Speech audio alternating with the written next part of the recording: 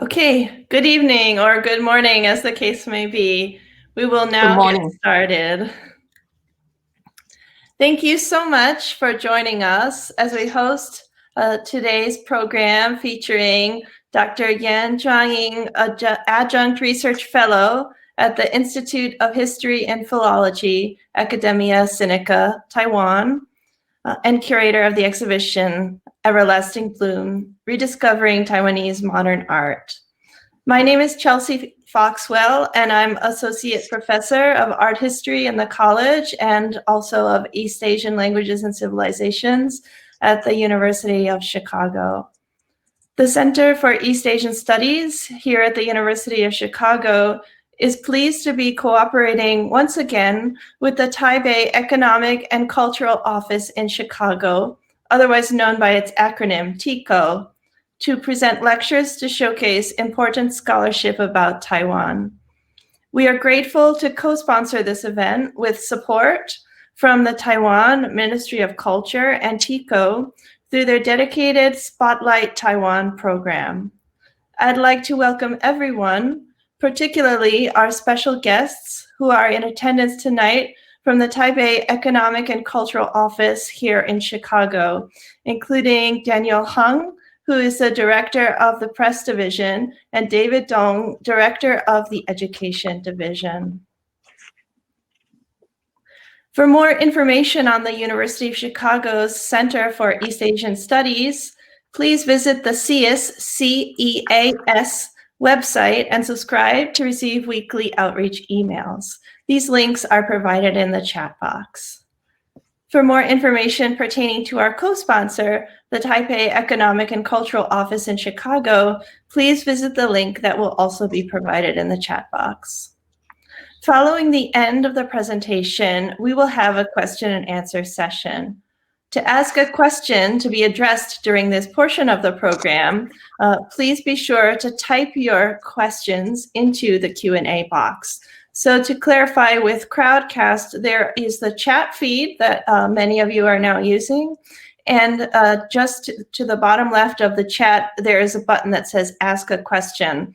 And when you ask a question there, it will be seen by everyone as well as by me, and I will be reading those questions out loud during the Q&A. All right, without further ado, I'm going to introduce our distinguished speaker. Dr. Yan. Hi. Hello. Hello. Dr. Yan Zhangying is Adjunct Research Fellow at the Institute of History and Philology, Academia Sinica, Taiwan, and as I mentioned, curator of the exhibition that we're featuring tonight, The Everlasting Bloom, Rediscovering Taiwanese Modern Art, which is currently on view in Taipei at the Museum of National Taipei University of Education, MONTU, until January 17th, 2021. Dr. Yan received her PhD in the history of art from Harvard University, and she previously served as the director of the Graduate Institute of Art Studies, National Central University, Taiwan. She is the author of numerous books and articles on modern Taiwanese and East Asian art in Chinese and English. And she's the recipient of the Golden Tripod Award for publication for her book, Fengjing Xingjing, Taiwan Jingdai Meishu Wenxian Daodu, Landscape and Mindset, Introduction to Documents of Early Modern Taiwanese Art, which came out in 2002. She has also received the Outstanding Research Award of the National Science Council and the Academic Award of the Taiwan Ministry of Education.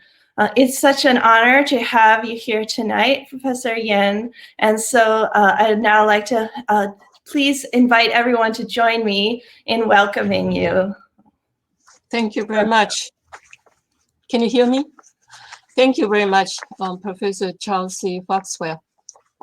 Thanks. It's a great honor to be invited by the History of Art Department, Chicago University. Can you hear me? All right? Okay.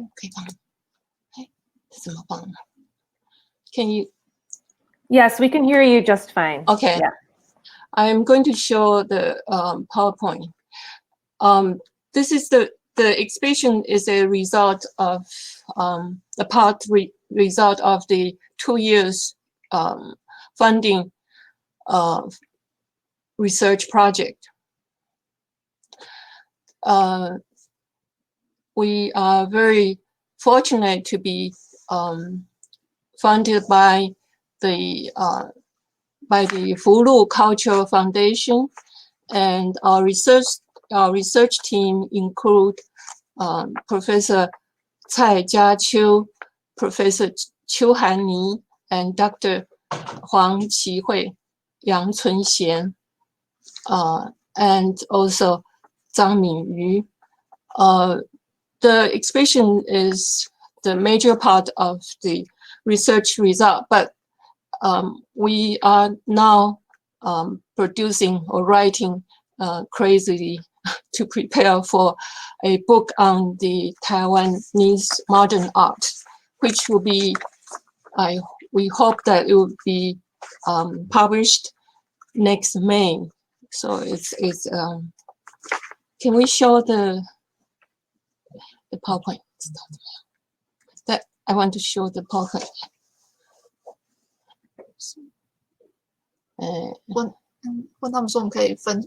Can we share the PowerPoint now? I believe we're you should be sharing it on your screen. So if you could Okay. push the share video button. That's if you hover your cursor over your video, you should see a button that says share video. Yes. Yes, and then select your PowerPoint as the, yes, okay, great. And I will focus that. All right. Since the beginning, the topic of this research team has been to concentrate on previous works that are not yet included in collections of public art museums, with the objective to publicize these works via research and exhibition. Some of the works have been dispersed in various public institutions that are not art museums. For instance, nature museums, universities, local departments of cultural affairs, or schools. And some are in the possessions of artists, families, and private collections. This exhibition, therefore, has loaned artworks from an extensive number of institutions, organizations, and people. Many of the works on view have been well protected, but some have been neglected for a long time. It is fortunate that all the works could be properly restored during the preparation of the exhibition. Finally, as researchers, we must emphasize for the works to be truly everlasting. Apart from fulfilling necessary material conditions, such as well-equipped storage room, it is imperative to elicit broader audience recognition as well as enhance Taiwanese people's connoisseurship so that more artists and their works could be the genetic database of Taiwanese culture. To achieve this goal, all art historians, curatorial departments in art museums, and educators are urgently needed for their active input and collaborative effort. The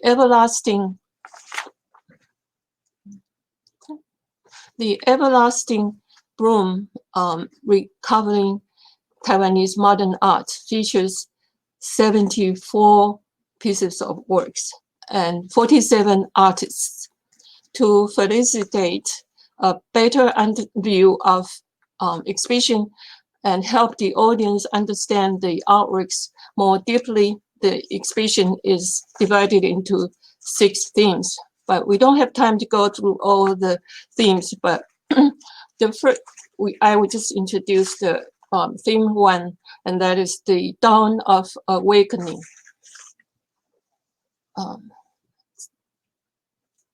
这个看不见怎么办？First of all, I want to introduce 3 artists in the first theme, and that is Huang Tusui, Chen Ziqi, and Yan Shuilong. Can you actually see the screen of the PowerPoint? Can you? Yes, we can see the screen. Yep. Okay. The era of Huang Tusui and Chen Ziqi was one that championed youthful dreams and pragmatic denigration of oneself. It was also an era when young intellectuals embraced great aspiration and devoted themselves to their causes regardless of any dangers and sacrifices. After China ceded Taiwan to Japan at the end of Qing Dynasty, the island became a colonial base for the Japanese Empire to advance into the south. Taiwanese youth, as the colonized and discriminated inhabitants of the colony, had personally and deeply experienced the sorrow of being the orphans of Asia. From speaking various Taiwanese vernaculars, the island inhabitants were forced to learn and gradually adopt Japanese. Aesthetic-wise, the traditionally identified literary landscape in the style of the 8 scenes of the Xiao and Xiang rivers was also converted into the 8 scenes in Taiwan, shaped by the Japanese modern perspective, which was in turn influenced by the West. To reform the national spirit of the island's inhabitants, the colonial government also imprinted the policy of national education via public schools to reinforce the learning of national languages, that is Japanese, and practical subjects. In the course of adopting the new language and alternating the cultural conscientiousness on an island-wide scale, the paradigm shift that these painters underwent was merely a small portion of the overall historical process. In October 1920, Huang Tusui became the first Taiwanese artist to be selected into the Teiten, the Imperial Academy Art Exhibition in Tokyo. The colonial government in Taiwan consciously utilized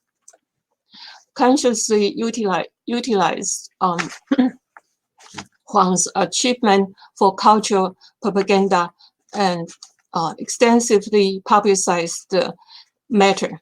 Whereas the young people in Taiwan viewed Huang as a distinguished role model of Taiwan's pursuit of modern civilization, the reputed artist was therefore put on the pedestal, and his story of striving to be the best made him an inspirational figure admired by all. However, the later generation could never possibly imagine the tremendous sacrifices behind such personal success. There were no art schools and art museums in Taiwan under the 50 years Japanese rule, and art connoisseurship and patronage were little to none.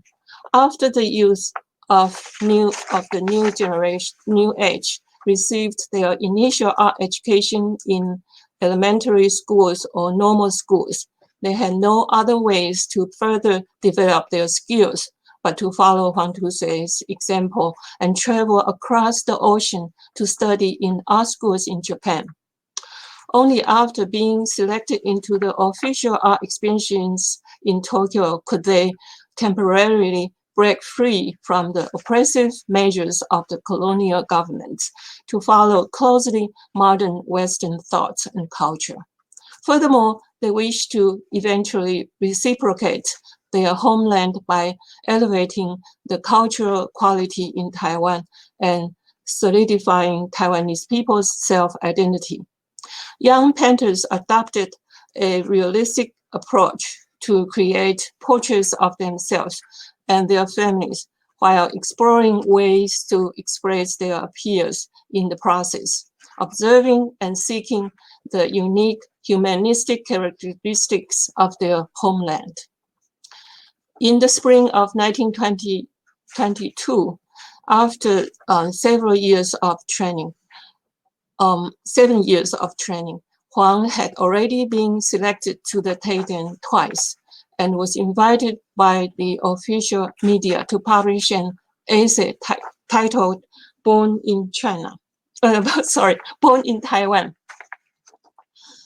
At this time, he was only 27 years old, but he believed that he had spent half of his life according to the average life expectancy of people at the time, which was 50 years old, and vowed to create more brilliant works with his remaining valuable life to further beautify the human life.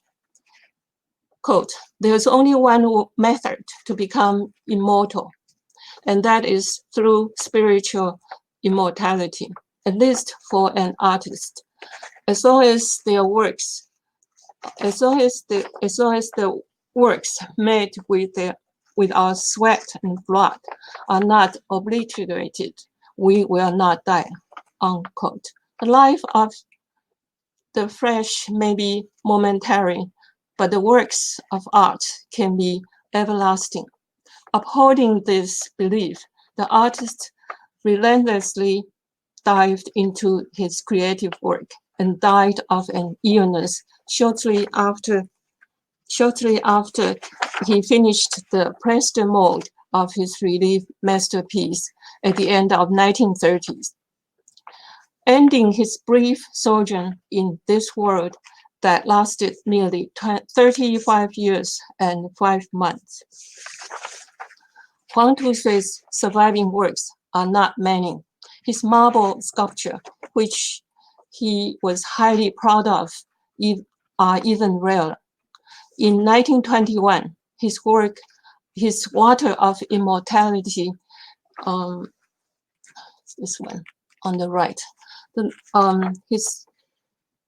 his Water of Immortality, a life-size marble sculpture, was selected into the 3rd Taiyuan. The piece has been said to be in Taichung, but no one has been able to personally see this work so far. With the kind support of the Taipei Municipal Taiping Elementary School and its Alumni Association, Huang Tusui's marble bust of a girl, which has been carefully stored by the school for nearly a century, is showcased in this exhibition. Before the public spread, the museum has invited Mr. Mori from Tokyo to restore the bust. It takes about half a year to finish this work, and successfully bring back for the audience the fresh, elegant visage and the look of hoping to realize one's dream. So the next painter, that's Chen Ziqi. In 1931, the year that Huang Tusui passed away, Chen Ziqi, who entered Tokyo Fine Art School later than Huang and was called a mad genius by Ishikawa Kinichiro, graduated from the school's oil painting department and was selected for the 2nd time into the Taiyuan in October 1930. But he soon fell ill and hospitalized immediately. In April of the next year, Chen departed from this world at the age of 26 and 3 months. When he has confined to his sick bed, he wrote to his wife. He knew that his chance of realizing his dream of studying in Paris and being a professional painter was slim, but his faith has kept him determined. In his final note to his wife, the painter wrote, "Painting is always my favorite. I have no regret to have fallen ill because of painting." This is a portrait of Chen Ziqi's wife, who is actually pregnant, and the painting was done in summer of 1927. This piece was not on our show because it was, at that time, it was during conservation, still not finished. On view in this exhibition is his tabletop still life, which features fruit and objects arranged in a random manner. The artist drew his inspiration from his experience of growing up and painted objects he used most often in life and fruit picked from the family's backyard with a vibrant red tabletop that visually spread across the image. The artist once stated that the color red symbolized to warm up the life of the island peoples with the sincere power of art. One after another, artists of this generation, propelled by sincere and passionate fervor, dedicated their selfless love for their homeland, a love that had kept them making art and creating their everlasting masterpieces despite difficult circumstances. Whether or not a work of art can be everlasting not only depends on its creator's spiritual and intellectual capacity, but also relies on the long-term conservation of the work. The natural climate in Taiwan has put the arworks in disadvantage, and art museums in Taiwan were established as late as in the mid-1980s. Before art museum appeared, artists' family had played an important role of collecting art. Many of them have exerted their strength to protect artworks by deceased artists. Although the artists might have passed away a long time ago, members of their families have still dutifully and diligently tried their best to protect the artworks. However, for artworks to be immortalized, objective and ideal conditions of conservation are necessary. Modern equipment and storage space for preventing light damage and controlling temperature and humidity in conditions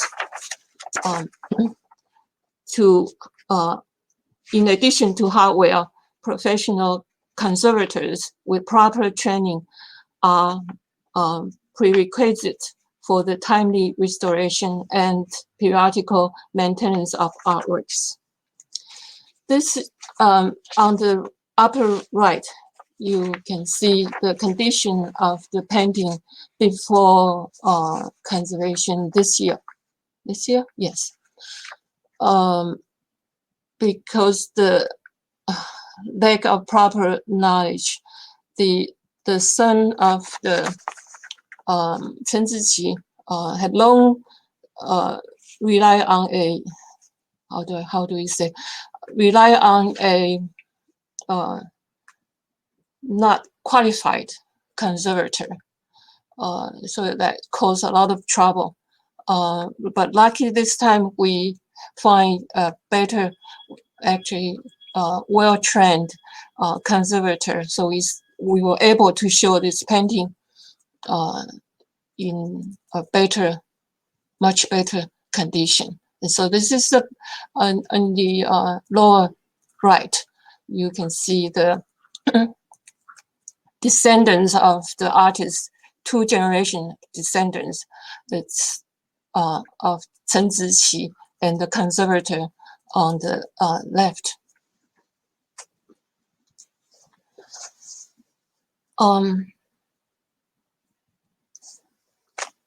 Now I want to show the third painter,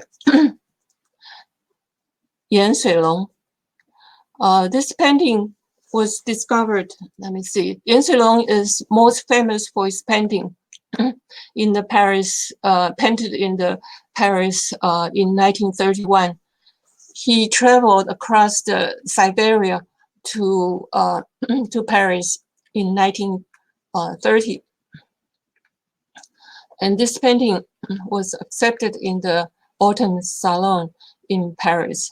And it's in the Taipei Fine Art Museum. So it's not on our show.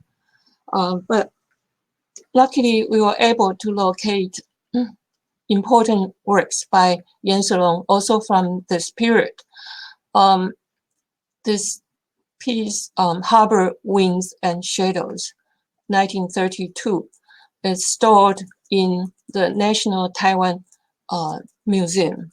This museum actually is a natural history museum. Let me see.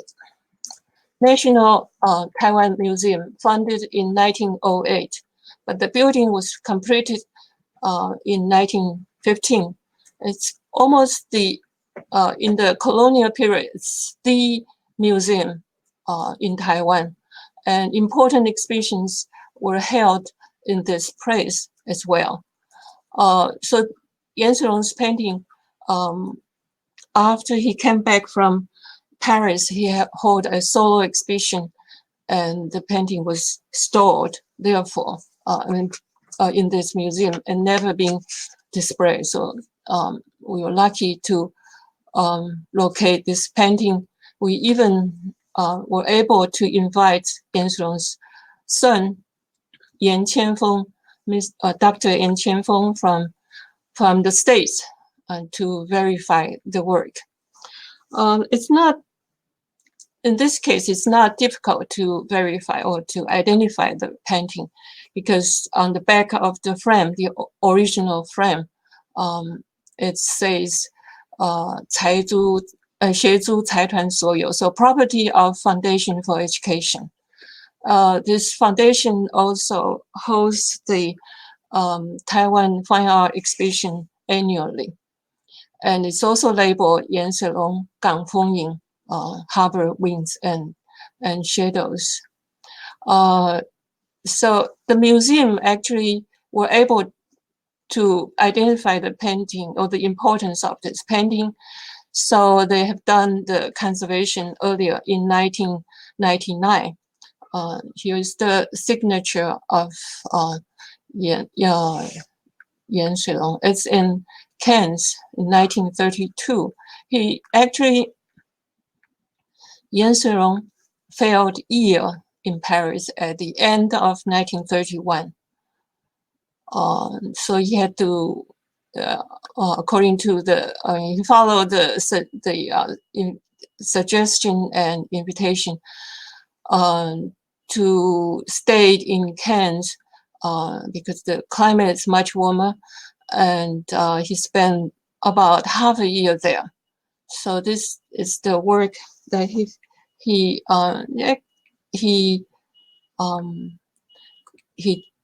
finished in the Cannes. It says actually the January, so it's not long after he arrived there. This is another painting that had never been displayed since 1934, when Yan Suilong held his solo exhibition in Taipei. It was a gift to his friend, his very dear friend. And when that friend passed away in the 1980s, this painting was actually discarded. And luckily, it was picked up by someone who really loved art. And right before we held the exhibition, or during our research period, the private collector contacted us. And luckily, we were able to identify. And this is a very fine painting of Yan Zhilong.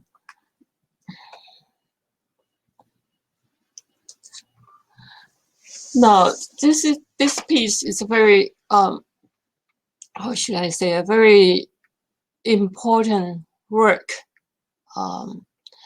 It's painted by Shiozuki Toho. Shiozuki Toho came to Taiwan as a high school art teacher in 1921 and stayed until the war ended in 1945. As the reviewer in all the 16th annual Taiwan Fine Art Exhibition, he presented 31 works.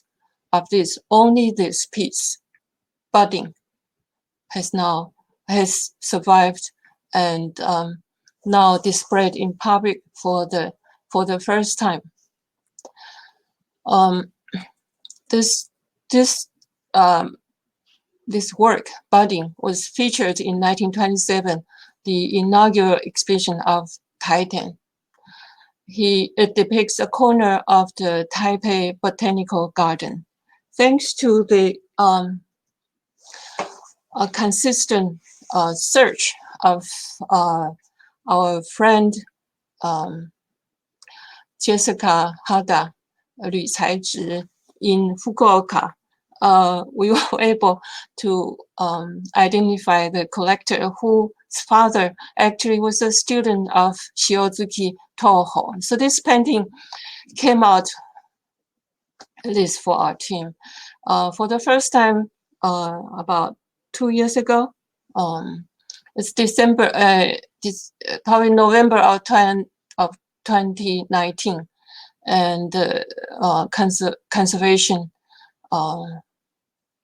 very well done and finished in December 2019.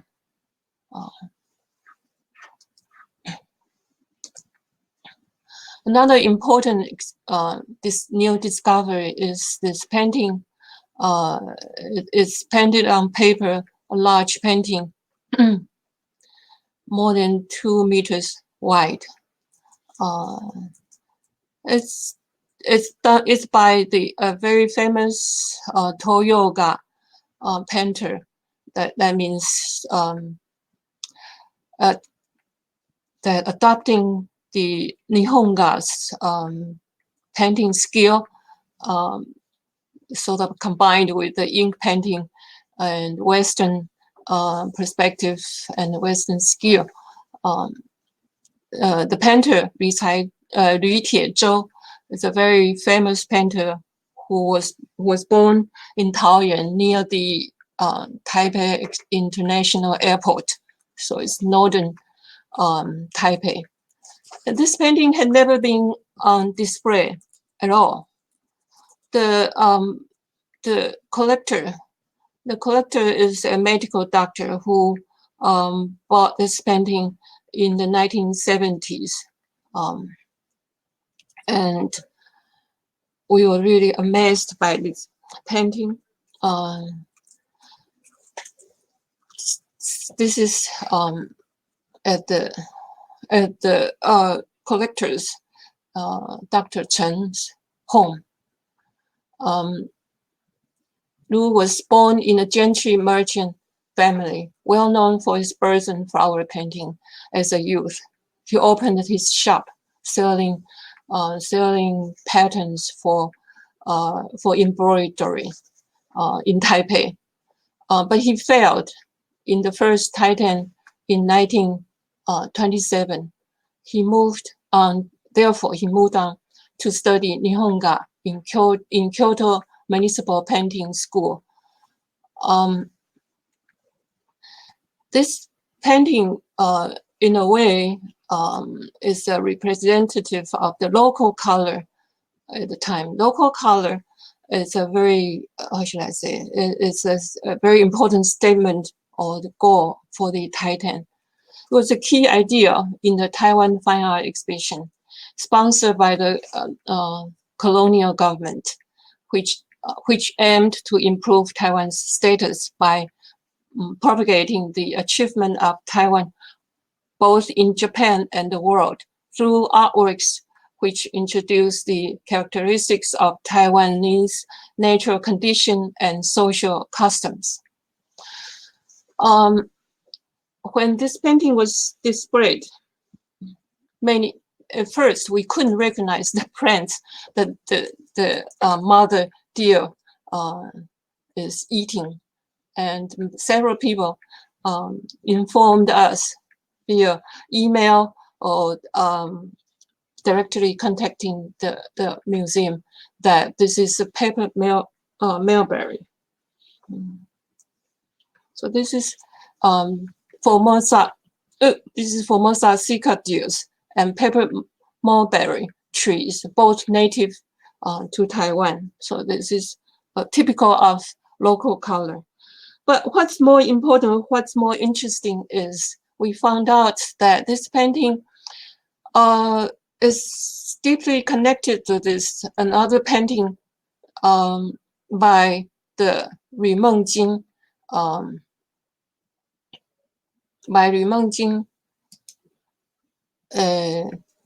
also by the same title, Deer, featured in 1933, Seventh Titan.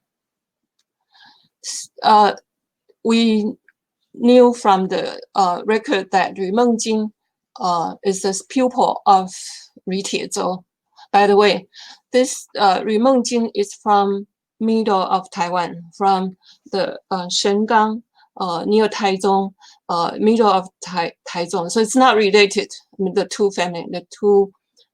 Ru family, it's not related. But this the Ru family in Taichung is a rich gentry merchants family. So they invited Ri Tiezhou from time to time to stay in their villa. And so apparently Ri Tiezhou, this painting also came from the Shengang Ru family directly to the medical doctor, Dr. Chen. So we are sure that this existing painting is sort of paradigm or the model for a smaller painting. Well, actually, we don't know the size of this painting. We can only copy it from the catalog. The painting is disappeared already. You can see that the mother deer is most clear. It's in this master's work. It's much more tender and lively than this mother deer in the pupil's work. But still, it's a very nice painting. Oh, then another new discovery for us is there's a museum in the south of Taiwan, Kaohsiung.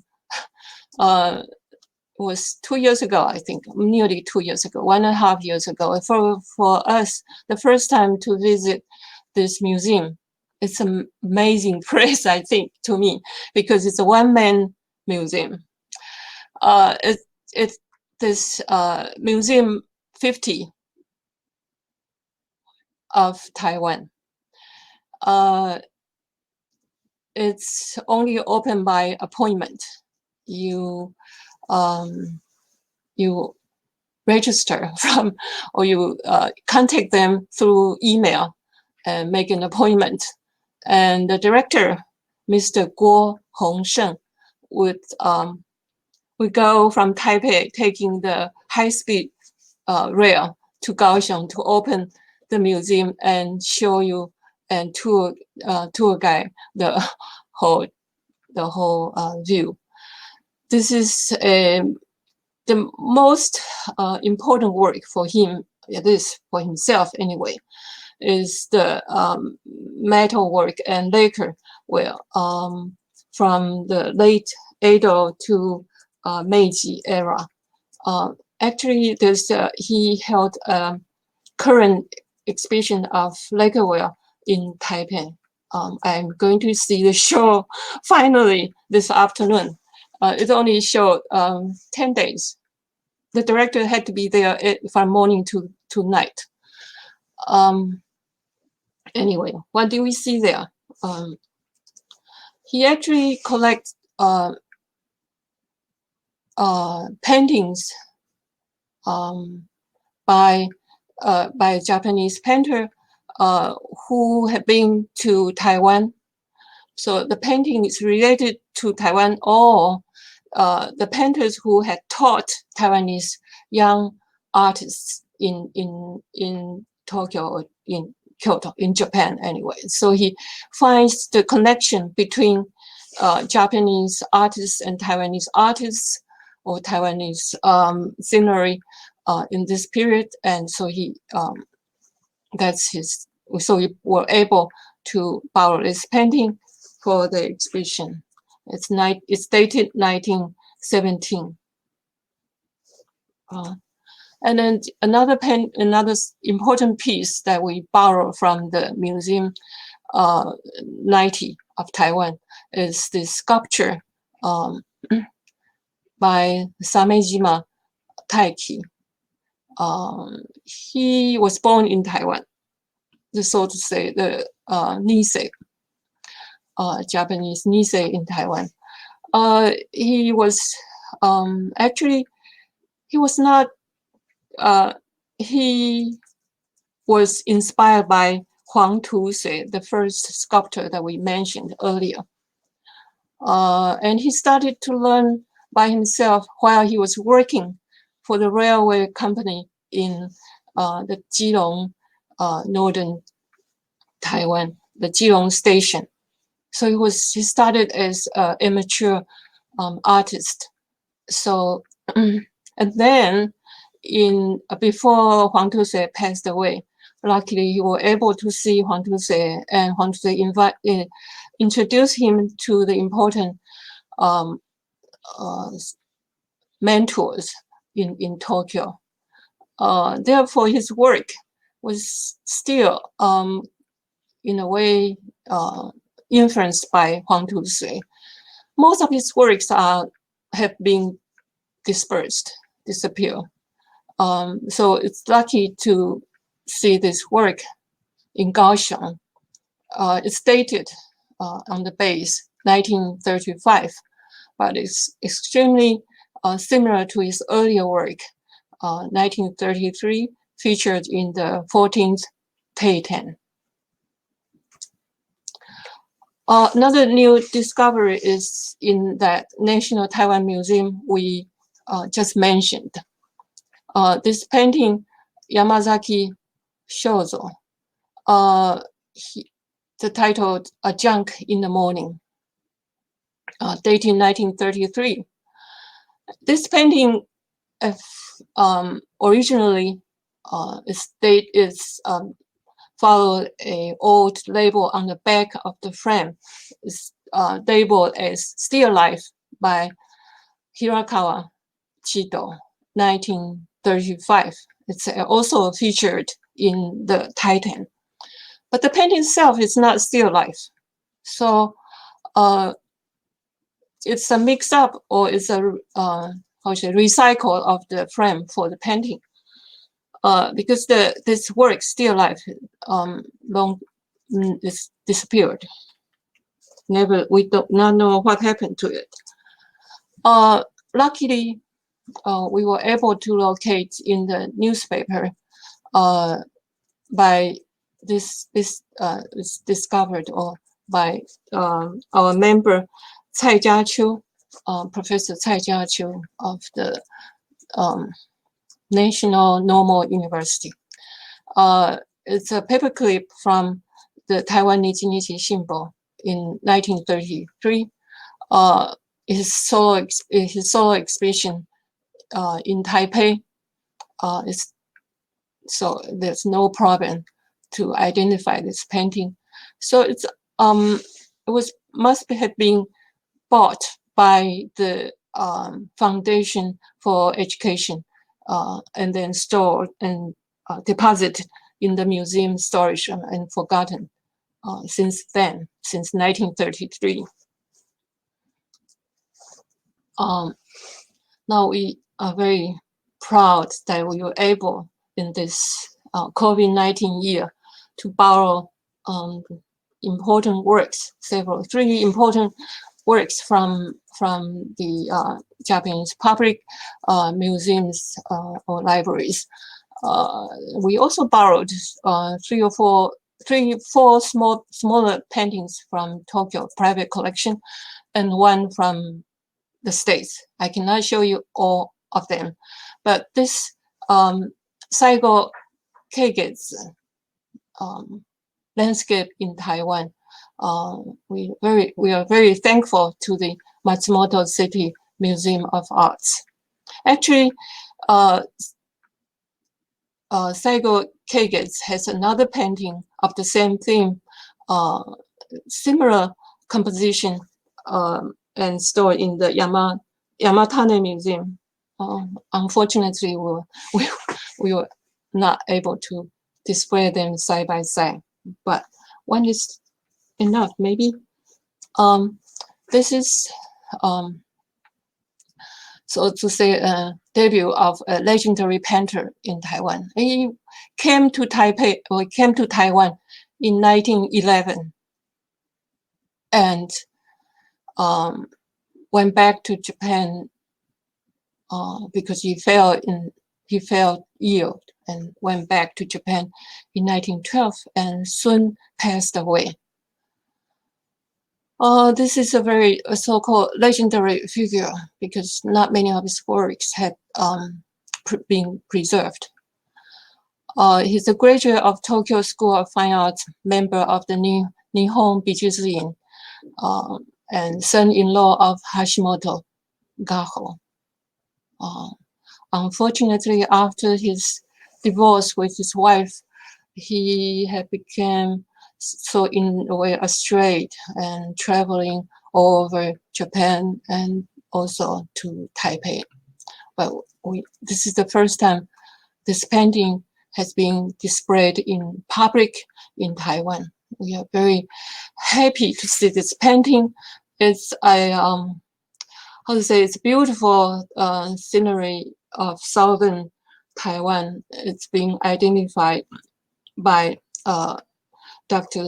Tsai, that this sugar cane is from Kaohsiung Qishan. So this very peaceful painting actually also shows the colonial industry.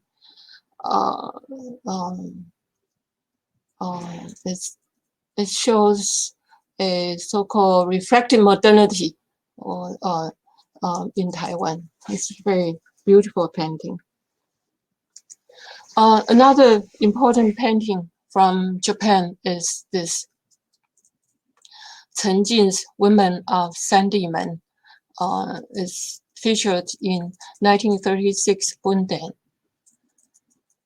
This painting only were discovered probably about 10 years ago, probably, and then luckily was deposited now in the Fukuoka Asian Art Museum. We are really very thankful for their generosity in allowing us to display in Taipei.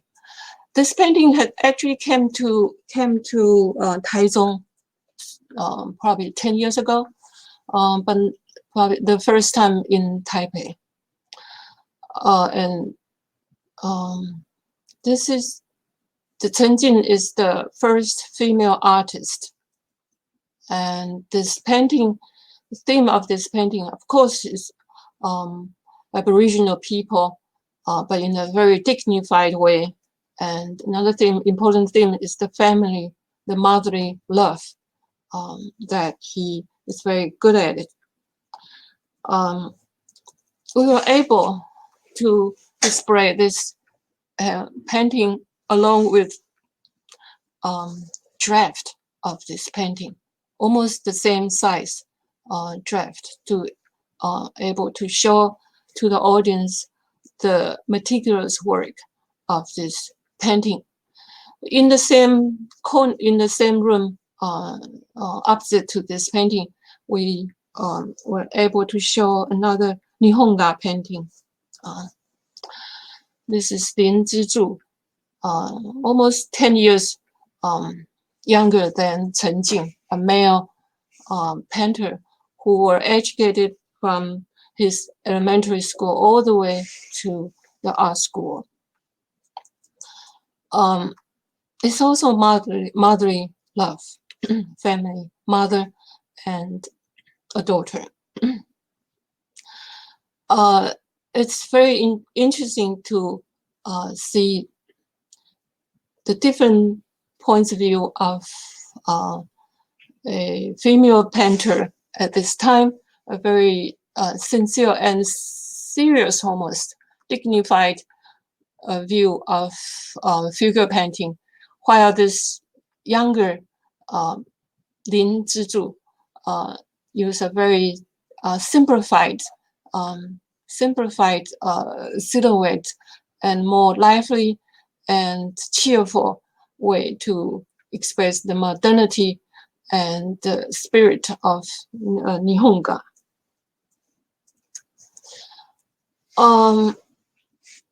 There's also important tribute to the forgotten painters, such as He Delai. He Delai was educated in Tokyo for his elementary school, and then he came back to Taichung for the middle school, and then went back to Tokyo to enter the Tokyo School of Fine Arts, oil painting department. After his graduation, he came back to Taiwan with his Japanese wife for about 2 to 3 years, but both of them fell ill, and so they moved back to Tokyo. This is a painter who rejected or refused to sell his painting. So he actually lived through his life a very simple, very diligent way of life. He is also a poet. He published his poet very. So we actually can learn about his painting through his writing. And one sentence that expresses his spirit is, "Never forget that the paintbrush is one's broad vessel, the easel, the body, and the paint, the broad." This is the advice to his pupils. He had taken not many, several female amateur painters as his pupils. And this painting, both of them are very small, in a way, very private, almost like a diary painting. 1937, when his wife fell ill and passed away. So this is a memory of their dinner. And this painted in 1973 is a memoir to his wife, who is excellent in playing a 3-string lute. This is the koto. This is the setting is in their house with the door open to the courtyard in the summertime. It's very quiet and very attractive painting. Then there's also mountain painter. Mountain and ocean, of course, is the very important landscape of Taiwan. And Li Jizhen was trained as an artist in Kobe and Kyoto during 1931 to 1936. And while he was in Kobe, he cultivated his interest as a mountain climber. So after he resettled in Taiwan, in Taipei, in 1946, he kept on this hobby of mountain climbing, and he encouraged his friends, painters, his colleague, to travel with him to conquer numerous Taiwanese, the numerous mountains in Taiwan. It's not easy to create mountain painting, but this is his ambition, and he keep on painting this theme for throughout his life. Mountain climbing is very, in a way, it can be very fulfilling, but it's also dangerous, of course. So you have to have very healthy strength, and also you have to have scientific information. He is probably the most important mountain painters in Taiwan. Now, I just want to slow down, and this is the catalogs of our exhibition. Was there are two versions. For the museum, they prefer this sculpture, the Huang Tu face painting, and we prefer this, of course. I hope that Li Caizi would be happy to hear that we prefer this Shiozuki's work. Therefore, there are two versions. Then it's the same content, and we held so far numerous lectures, or not numerous, but 6 lectures in series, and numerous gallery tours. There's, as you can see, there's in the basement of the exhibition, there are documents related to the artist and the painting. And we are lucky to be able to cooperate with the Taiwan Public Television, the Inside the Arts program. The producer, Xu Yunkang, followed our footsteps for nearly 6 or 7 months, and he produced 2 very beautiful films. And here's you can see it from the website, not from the YouTube. So I think this is about what I can share with you. I thought that it's more important to answer. Oh, another thing is we produce our Facebook, Visit Taiwan, and it was well received. And this is the lecture we are featured this Friday about the conservation for painting. It will be held in the National Taiwan University, hosted by our member, Qiu Hanyi professor. And we also collaborate with the National Central University with their Facebook art history strollers. I think this is about what I can say for the moment. Okay. Thank you so much, Professor Yan, for this fascinating introduction, which is all the more poignant to those of us who are unable to leave our present location due to COVID-19 or other factors. So it's been thrilling to be able to follow this exhibition, and I know that this represents a really culmination of incredible collaboration and incredible outlay of work and time and effort by you and your team, as well as you are having quite a number of events in Taipei there. So thank you for giving us some of your time during this. Now I'd like to invite the audience to submit their questions. And yeah, maybe Professor Yan, want to take a break for a second? So.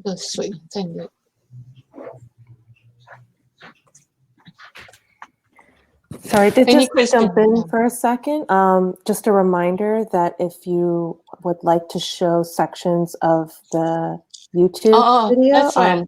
that is available. That's an option for. Though, if we only have until 9 o'clock, perhaps, let's see. Let's see. How long is the video? It's about 4 minutes. 4 minutes. Oh, okay. Yeah, let's show the video then. That gives you a moment to rest. And while the video is running, everyone please submit your questions and we'll ask as many that we have time for.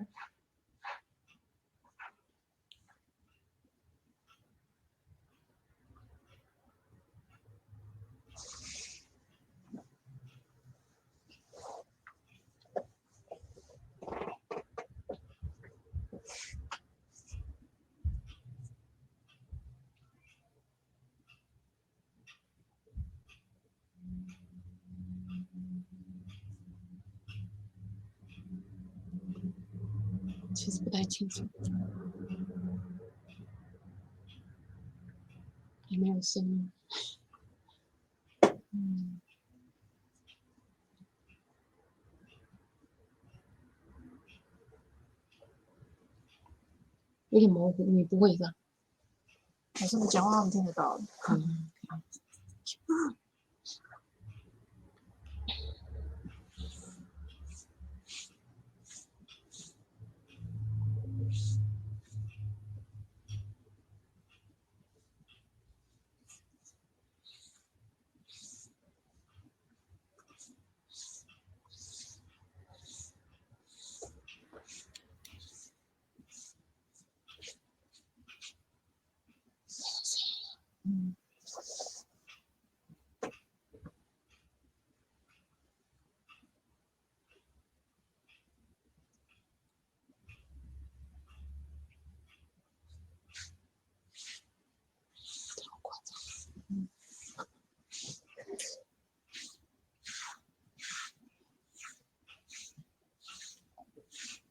这个是他们平台的问题，那不是我们的问题。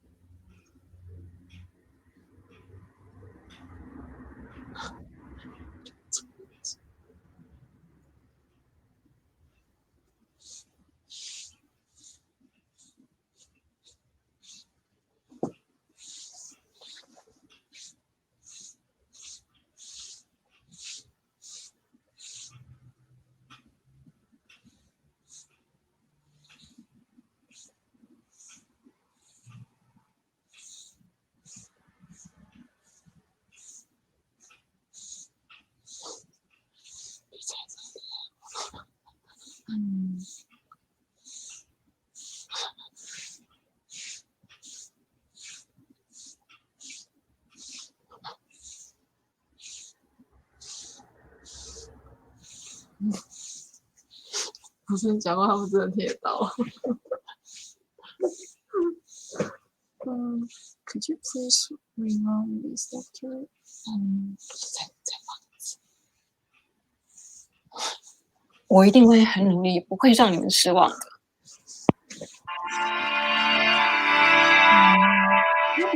Maybe we should. 人家可能认为陈德基是个富家的子弟，其实不是哈，他过的日子非常辛苦，他每一封信几乎都是在要钱。他在画这些过程呢，这些每一张画你可以说都是用他的生命在雕琢。事实上，他画图就大概，我想大概7、8年不到哈。他人生事实上就26岁，从开始画到结束哈，这过程我想是日以继夜在画了哈，磨明磨地了哈。我看到一句是很感动啊，就是说他像一个独角的稻草人哈，在一个很黑暗的草原哈，一路这样，他是这么的孤独，整个社会呢。那时候是殖民地的时代嘛，社会不容于他，那他一直找不到光明。他们是在一个有限制的，受到规范的、受到限制的一个社会环境底下，因为是一个殖民的社会嘛，但是他们努力的去突破，然后回过头来创造属于自己的东西。那在这个努力创造自己的文化的过程里面，当然给我们留下了很多的遗产。Thank you. Thank you so much. Thank All you. right. Is it okay if we ask you some questions, Professor Yan? Sure. So where should I start with? So first- there's one question, by Christopher McDonald, who writes, what was the nature of the relationship between Taiwanese and Japanese artists? Were there any tensions due to the Japanese colonization of Taiwan?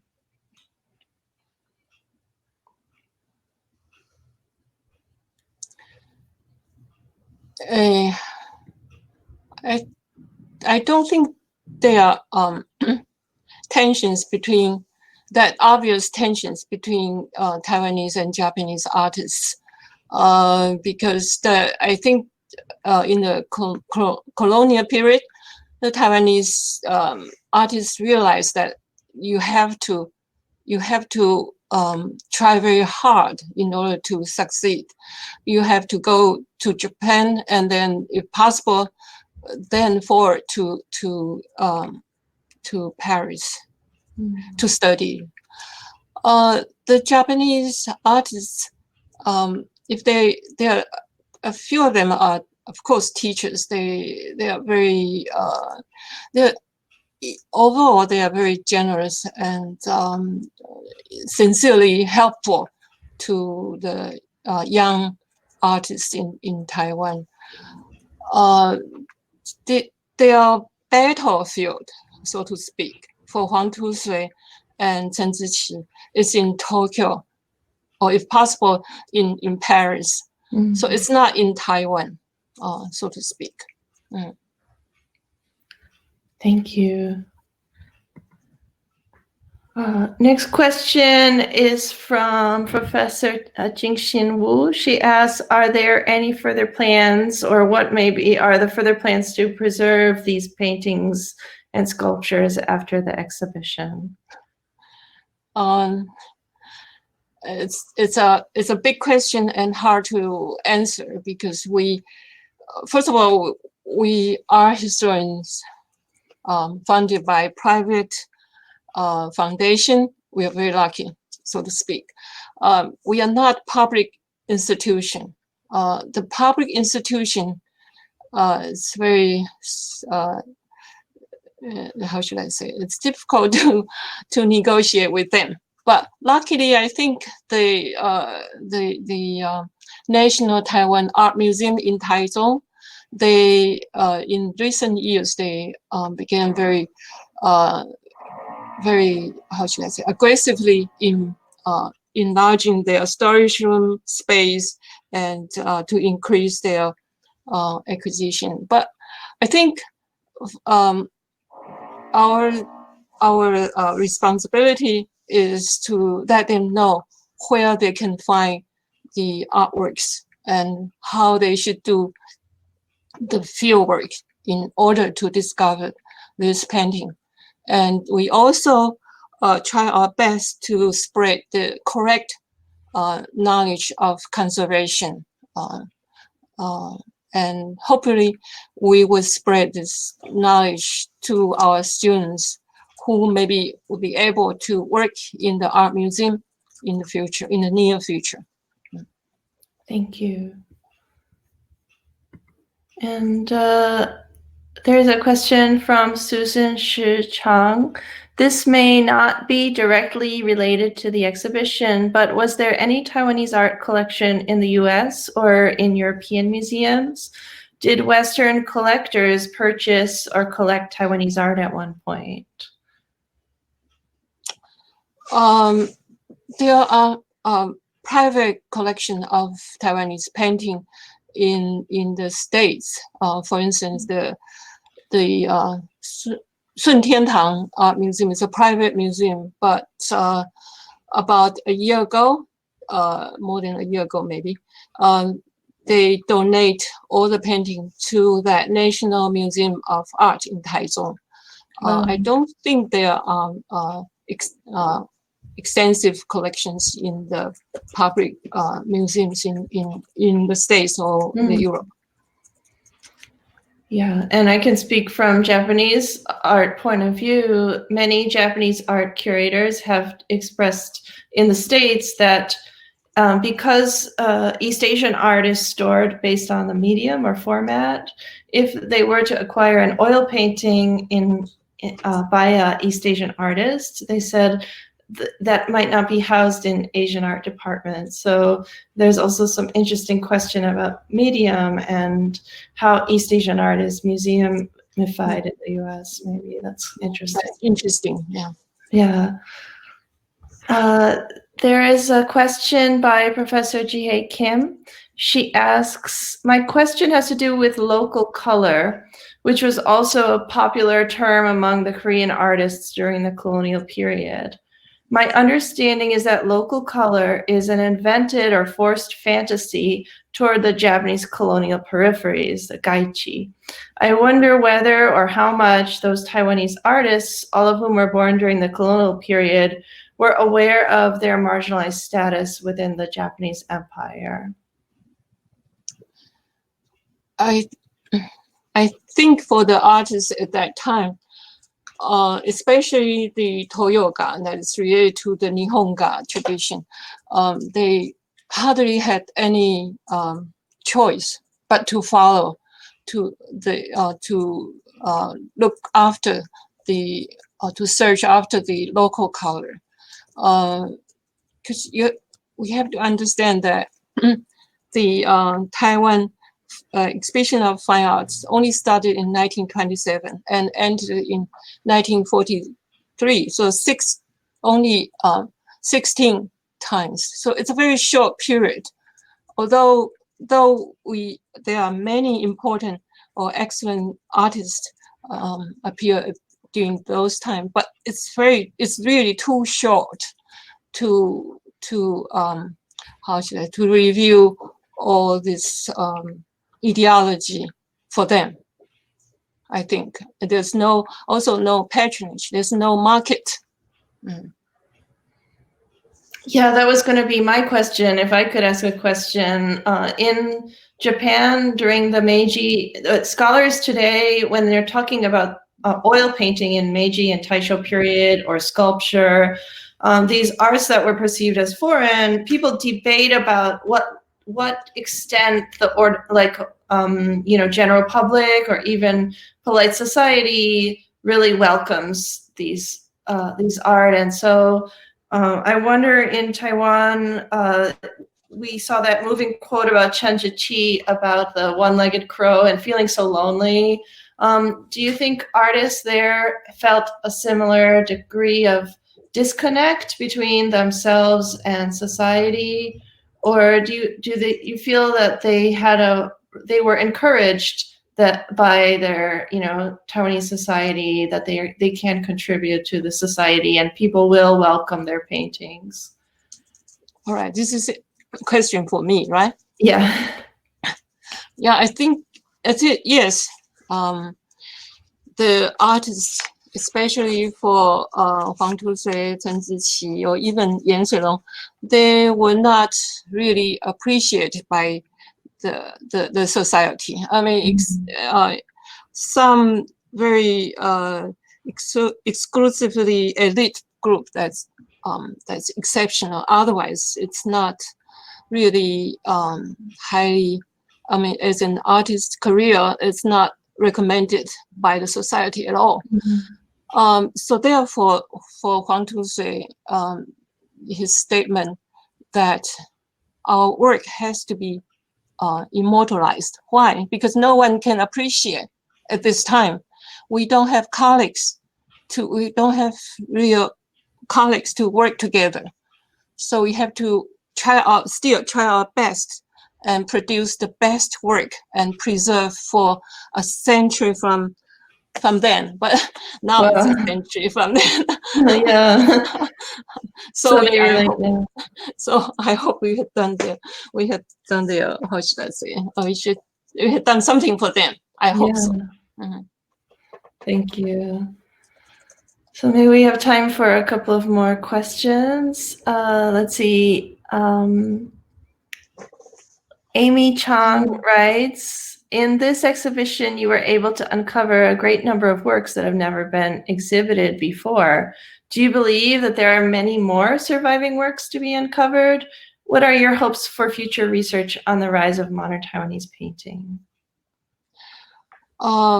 Certainly, I think there are still more paintings to be discovered, many more surviving works to be uncovered. During the exhibition time, there was some families of the artists, such as the very famous Chen Qingfen, who spent 3 years in Paris to study. They contacted us, and we were able to locate one of his important work of 1932. The Rules in Paris. It's a large painting, also featured in the Titan. Yes, there are still more paintings to be uncovered. Before the private collectors also feel very frustrated because they do not have a chance to exhibit their work.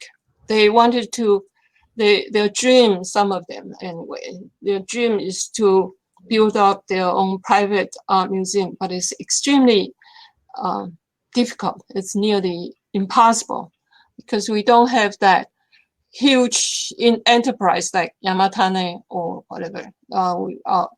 Our modest collectors are unable to maintain art museums. So we hope that the foundation, the Fulu Foundation, is thinking if there's a possibility to build up an institute for the research and conservation and storage room, and then from time to time to exhibit the painting in the public art museums.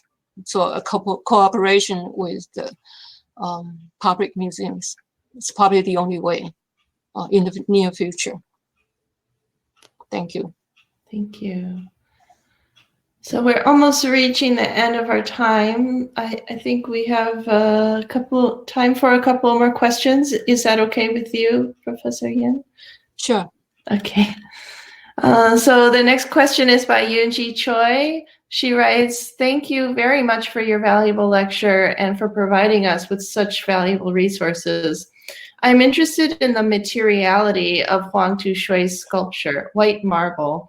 According to my scarce knowledge of modern Japanese and Taiwanese sculpture, I believe that most of them are made from bronze or other metal rather than marble. Would there be any possibility that Huang was in touch with Hinago Jitsuzo, who was known for white marble sculptures? She says also they have a similarity in terms of style where the bottom looks like a block that has not been completely carved. And was there any research on why Huang selected white marble? Thank you. Huang Huang Tusui was, before he went to Tokyo to enter the art school, he was known for his wood carving. And he entered also the wood carving department of that school, of the art school. But he was not satisfied with the wood carving. So he, in his interview by the newspaper in those times, he said that he learned the skill of marble carving from an Italian sculptor in Tokyo. He went there from time to time to observe the skill, and finally he was able to skill. And actually, in the PowerPoint there was a Japan, what is it, Times, the English newspaper paperclip. He presented, that was in 1923, I think, the newspaper. He presented two pieces of marble sculpture to the Prince regime. So at that time, he was already quite famous for that. Thank you. Question from Professor Wang Zhenghua. Let's see. It seems that the colonial framework is not foregrounded in the exhibition. The painting depicting the seascape of Taidong by Chen Chenpo was commissioned by a Japanese colonial official. He paints an Aboriginal man there, ethnically different from himself. I wonder if there is a multi-layered ethnic relationship. Does the exhibition only present the shiny side of the story of these painters who now become immortalized in Taiwan's nation building?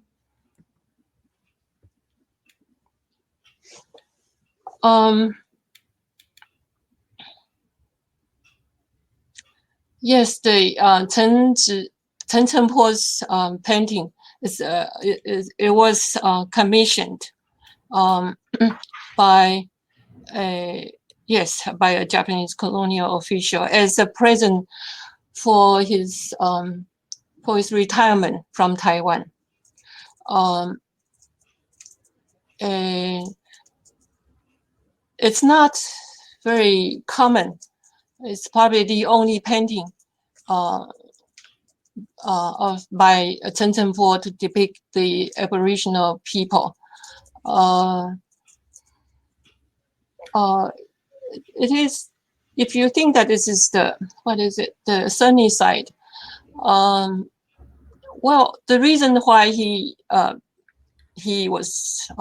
depicted, or he chose the theme, actually the theme maybe was suggested by the colleagues of this official to Chen Chenpo of painting this theme, the coastal, the Taidong seascape, or the coast. It's because the official, how should I say, his achievement in Taiwan, one of his achievements in Taiwan was to build the road for the first time along the seaside. So from then, people can travel by land from Hualien to Taidong along the coast.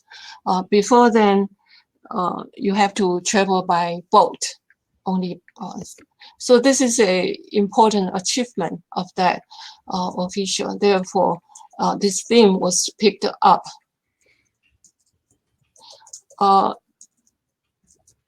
Well, you can say that, for instance, Chen Jin, the female painter, the women of Sandimen, a theme like that is also depicting the Aboriginal people.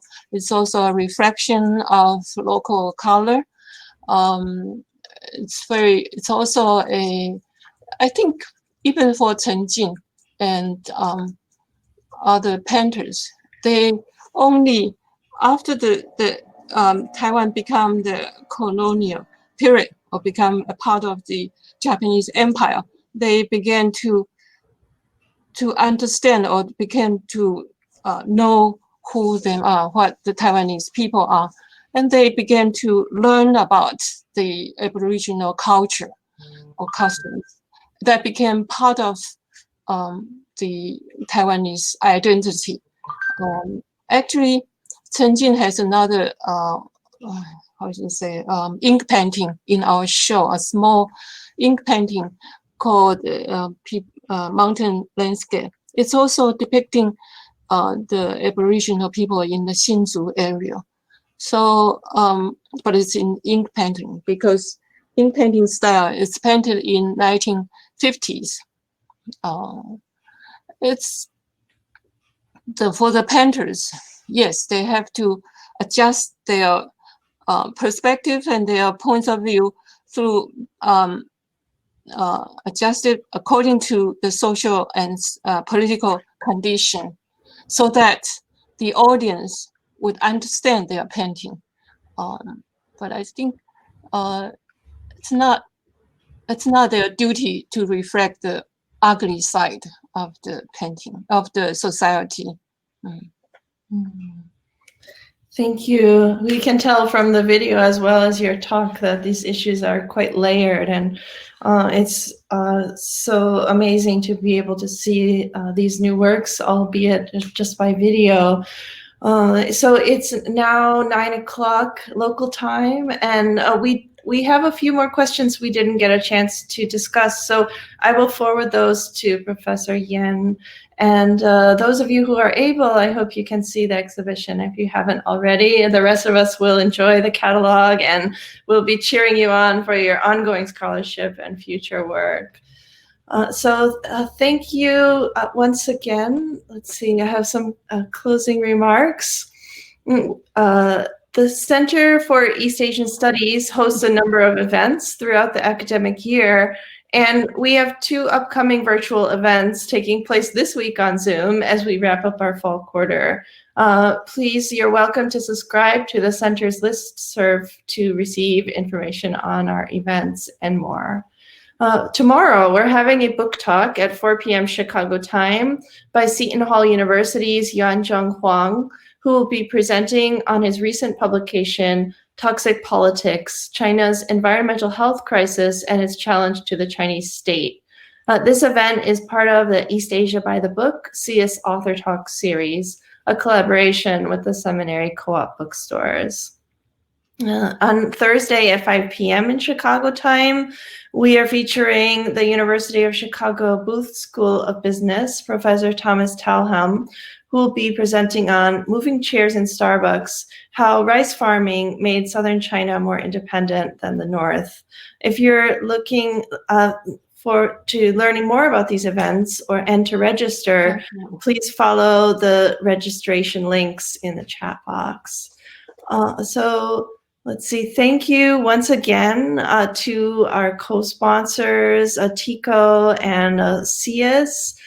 Thank you to all of you for coming, and thank you most especially to Professor Yan and to the